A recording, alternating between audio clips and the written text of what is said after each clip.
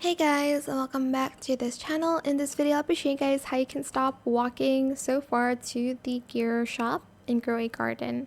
First, you do have to walk first to the gear shop to get this item. It is okay, let's show the gear shop first.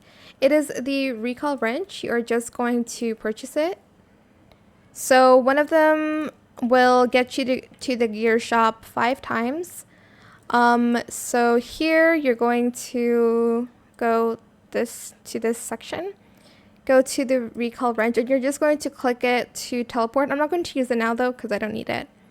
But that is how you can teleport to the gear shop. Unfortunately, you do have to pay not the biggest amount of money. It depends on how much you have currently, but I don't think it's... Oh my gosh, I just took out the bamboo. Whoa, is this a gold grape? Cute. Okay, but that is it for this video. That is how you can teleport to the gear shop and grow a garden.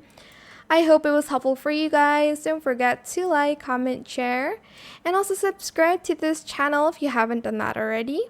If you have any more questions about this video, just leave it in the comment section down below.